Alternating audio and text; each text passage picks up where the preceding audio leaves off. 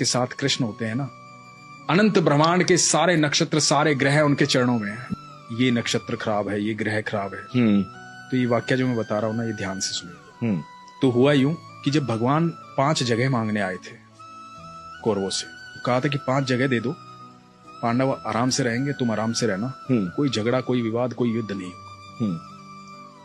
तो शकुनी ने दुर्योधन को कहा कि सुयोधन, इसे बंदी बना लो, ये उनका फेवर लेके आया। दुर्योधन ने ऐलान कर दिया कि बंदी बना लो। अब ठाकुर जी को कौन बंदी बना सकता है? तो पहली बार ठाकुर जी ने अपने जीवन काल में पहली बार वो ऊर्जा दिखाई थी, वो लाइट दिखाई थी कि मैं हूं को। अब उसके बाद कृष्ण वहां से चले गए कह करके कि अब युद्ध होगा। और धृतराष्ट्र ने राज ज्योतिषी को बुलाया ये जानने के लिए कि क्या होना चाहिए, क्योंकि उन दिनों एस्ट्रोलॉजी बिल्कुल, और आप सोचिए उस समय कितने प्रखंड पंडित होते हों, प्रखंड बहुत, मतलब बहुत ग्रह नक्षत्रों की दशाएं कैसे बता देते हों। बिल्कुल बिल्कुल। तो राज ज्योतिषी को बुलाया, राज ज्योतिषी से पूछा कि क्या करना चाहिए बताओ। तो राज ज्योतिषी ने कहा कि महाराज, सुयोधन की कुंडली में राजयोग, कोई हरा ही नहीं पाएगा, निश्चित तौर पर विजयी होंगे, निश्चित तौर पर राजा बनेंगे, आप युद्ध करो। और सिर्फ इस बात पर युद्ध का ऐलान हुआ और युद्ध शुरू हुआ। अब धृतराष्ट्र लगातार चिंता में था। 8 दिन बीत गए, आधी सेना निपट गई थी कौरवों की। अब ये दिखाई दे रहा था साफ साफ कि कौरव हार जाएंगे, पांडव जीतेंगे। तो फिर से बुलाया गया राज ज्योतिषी को।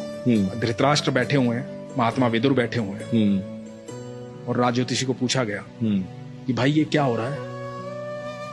तो कह रहा था कि सुयोधन राजा बनेंगे। अब तो 8 दिन बीत गए, आधी से ज्यादा सेना निपट चुकी है हमारी। तो पता है राज ज्योतिषी ने क्या कहा था? कि वहां कोई है जिसने नक्षत्रों की दिशाएं बदल डाली, कोई है जो समय और परिधि से परे है, कोई है वहां। तो विदुर ने कहा था कृष्ण है वहां। ये बहुत कम लोग जानते हैं। हम जब भी मंदिर जाते हैं, भगवान के सामने जाते हैं, तो हम भगवान के सामने नतमस्तक होते हैं। इसके 2 कारण बताता हूं मैं आपको। हम भगवान के सामने नतमस्तक क्यों होते हैं, अपना सर क्यों झुकाते हैं भगवान के चरणों? जब हम भगवान के चरणों में अपना सर झुकाते हैं ना, नतमस्तक हो जाते हैं, तो जितना बोझ हमारे इस मस्तिष्क में होता है ना, जितनी दुविधाएं चल रही होती है, सारी दुविधाएं भगवान के चरणों में गिर जाती हैं और भगवान रोंद देते हैं। और जैसे ही आप नतमस्तक होकर के उठते हैं ना, तो आपको एक अद्भुत सुकून की प्राप्ति होती है।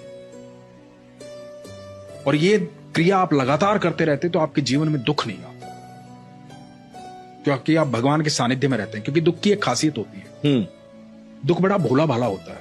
दुख जब भी आता है ईश्वर को साथ लेके आता है। जैसे ही दुख आएगा आपको ईश्वर याद आएंगे। ये बात तो है। भोला भाला होता है, दुख को बेचारे को पता ही नहीं होता तो साथ किसके चल रहा है। वो ईश्वर को साथ लेके आता है। उस वक्त में जो व्यक्ति ईश्वर को देखता है, उसके लिए दुख हमेशा के लिए गायब हो जाता है, और जो दुख को देखता है उसके लिए ईश्वर हमेशा के लिए चले जाते हैं।